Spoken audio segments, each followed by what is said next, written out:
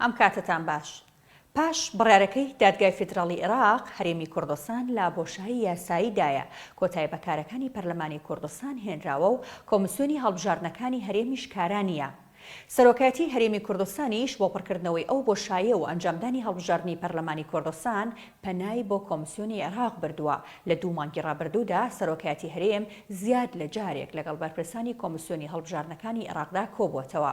لە تازەترین پێشهاتیشدا 2 ڕۆژ لەمەوبەر نووسراوێکیان بۆ کۆمیسیۆنەکە ناردووە و داوایان لێکردوون ئامادەی خۆیان نیشان بدەن بۆ سەرپەرشتیکردنی هەڵبژاردنەکانی پەرلەمانی کوردستان.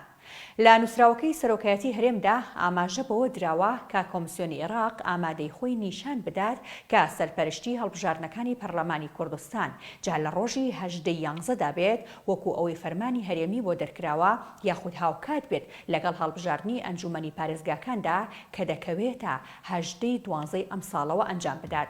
زوومی بەغداد قسەی لەگەڵ جومانە غولای کردووە کە گوتەبێژی کۆمیسیۆنی باڵای هەڵبژاردنەکانی عێراقە.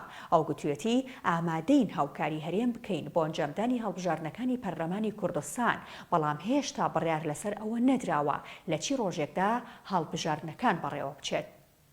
سەرۆک ئەندامانی ئەنجومەنی کۆمسیاران هەموو ئامادەیەکی خۆیان نیشان داوە بۆ هاوکاری هەرێمی کوردستان لە پێناو ئەنجامدانی هەڵبژاردنی پەرلەمانی کوردستان سەرۆک ئەندامانی ئەنجومەنی کۆمسیاران هەموو ئامادەیەکی خۆیان نیشان داوە بۆ هاوکاری هەرێمی کوردستان لە پێناو ئەنجامدانی هەڵبژاردنی پەرلەمانی کوردستان بە گوێرەی پەیوەندە نێودەوڵەتیەکان.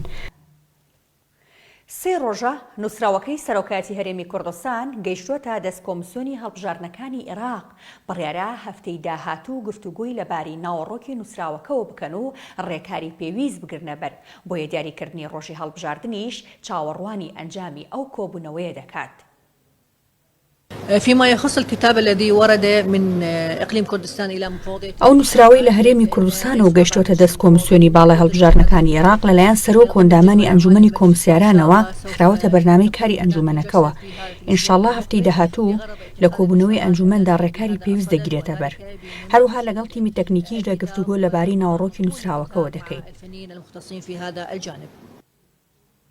لە بنەڕەتدا بەشێک لە ناکۆکی نێوان لایەنە سیاسەکانی هەرێم پەیوەندی بە تۆماری دەنگدەران و یاسای هەڵبژاردنەکانەوە هەبوو. ئێستاش ئەو گرفتە ماوە و کۆمیسیۆنی عێراقیش ئەگەر سەرپەرشتی هەڵبژاردنەکان بکات دەبێت ڕێگە چارە بۆ ئەو دوو بابەتەوە.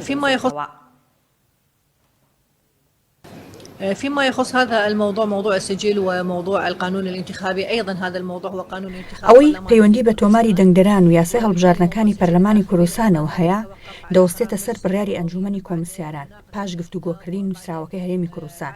واتە پاش گفتوگۆکردنی نووسراوەکە بڕیاری لەسەر دەدرێت کە لەو بارەوە چی بکرێت و پشت بە چی ببەسترێت. هەموو ئەوانە سەرۆک و ئەندامانی ئەنجومەنی کۆمسیاران بڕیاری لەسەر دەدەن. يعني مسموح لمفوضية الانتخابات أو أنه لمفوضية الانتخابات وضع الأنظمة والتعليمات الخاصة بالعملية الانتخابية، فبالتالي هذا الموضوع والقرار يتوقف على رئيس وأعضاء مجلس المفوضين. هەڵبژاردنەکانی پەرلەمانی کوردستان دەبوو لە دەی ساڵی ڕابردوودا ئەنجام بدرێت، بەڵام ناکۆکی لایەنە سیاسیەکان هەڵبژاردنەکەی دواخست. بە دوایدا تەمەنی پەرلەمان درێژکرایەوە و هەرێم تووشی کێشە بوو بۆ پێی سکاڵای لەسەر تۆمارکرا و سەرنجام دادگای فێدراڵیش درێژکردنەوەی تەمەنی خولی پێنجەمی بە نادەستوری ناوبەرد. ئاسوودە بن.